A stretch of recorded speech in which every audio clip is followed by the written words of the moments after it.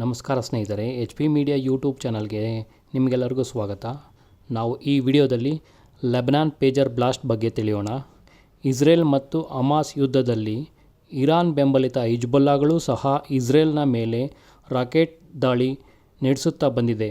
ಆದರೆ ದಿನಾಂಕ 17/9/2024 ಮಂಗಳವಾರ ಮಧ್ಯಾಹ್ನ 3 ನಡೆದ ಘಟನೆಯಿಂದ ಇಡೀ ವಿಶ್ವವೇ ಬೆರಗಾಗಿದೆ. ಏಕೆಂದರೆ ಏಕಕಾಲಕ್ಕೆ ಹಿಜ್ಬುಲ್ಲಾಗಳು ಯೂಸ್ ಮಾಡುತ್ತಿದ್ದಂತಹ ಪೇಜರ್ಗಳು ಬ್ಲಾಸ್ಟ್ ಆಗಿದ್ದಾವೆ. ಈ ಎಲ್ಲದರ ಹಿಂದೆ ಇಸ್ರೇಲ್ನ ಪ್ರಸಿದ್ಧ ಏಜೆನ್ಸಿಯಾದ ಮೊಸಾದ್ ಇದೆ ಎಂದು ಶಂಕಿಸಲಾಗಿದೆ. ಮೊಸಾದ್ನ ಪವರ್ ಬಗ್ಗೆ ಮತ್ತೊಮ್ಮೆ ಜಗತ್ತಿನ ಮುಂದೆ ಸಾಬೀತುಪಡಿಸಿದೆ. ಪ್ರಪಂಚದ ಯಾವುದೇ ಮೂಲೆಯಲ್ಲೂ ಸಹ ಶತ್ರುಗಳನ್ನು ನಾಶ ಮಾಡುವಲ್ಲಿ ಸಿದ್ಧಹಸ್ತರಾಗಿರುವಂತಹ ಮೊಸಾದ್, ಲೆಬನಾನ್ನ ಹಿಜ್ಬುಲ್ಲಾಗಳು ಇಸ್ರೇಲ್ನ ಹ್ಯಾಕರ್ಗಳಿಗೆ ಹೆದರಿ ಸ್ಮಾರ್ಟ್ಫೋನ್ ಬಳಕೆ ಮಾಡದೆ ಪೇಜರ್ ಮುಖಾಂತರ ಮಾಹಿತಿಯನ್ನು ಹಂಚಿಕೊಳ್ಳುತ್ತಿದ್ದರು. ಏಕೆಂದರೆ ಪೇಜರನ್ನು ಹ್ಯಾಕ್ ಮಾಡುವುದು ಕಷ್ಟಕರವಾದ ಕೆಲಸ. ಏಕೆಂದರೆ ಪೇಜರ್ನಲ್ಲಿ ಹಳೆಯ ಒಂದು ಟೆಕ್ನಾಲಜಿಯನ್ನು ಬಳಸುತ್ತಾ ಇದ್ದಾರೆ.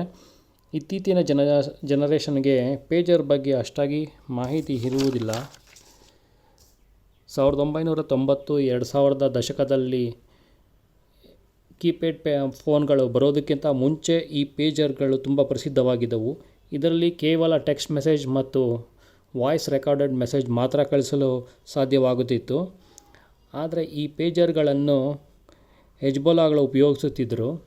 ಈ ವಿಷಯವನ್ನು ಹೇಗೋ ಮೊಸಾದ್ ಕಲೆ ಹಾಕಿ ನಂತರ ಆ ಕಂಪನಿಯ ಪೇಜರ್ಗಳಲ್ಲಿ ಸ್ಫೋಟಕಗಳನ್ನು ಇರಿಸಿ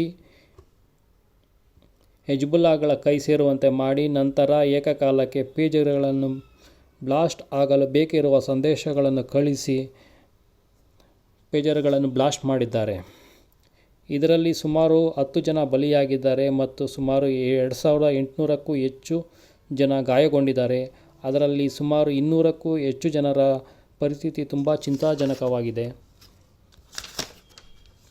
ಸತ್ತವರಲ್ಲಿ ಹಿಜ್ಬುಲ್ಲಾದ ಶಾಸಕರ ಮಕ್ಕಳು ಸಹ ಸೇರಿದ್ದಾರೆ. ಲೆಬನಾನ್ನ ಬೈರುತ್ನ ಆಸ್ಪತ್ರೆಯಲ್ಲಿ ಗಾಯಾಳುಗಳಿಂದ ತುಂಬಿವೆ. ಈ ದಾಳಿಯನ್ನು ಇಸ್ರೇಲ್ ಮಾಡಿದೆ ಎಂದು ಹಿಜ್ಬುಲ್ಲಾ ತಿಳಿಸಿದೆ. ಆದರೆ ಇಸ್ರೇಲ್ ಮಾತ್ರ ಇದುವರೆಗೆ ಯಾವುದೇ ರೀತಿಯ ಪ್ರತಿಕ್ರಿಯೆಯನ್ನು ನೀಡಿಲ್ಲ.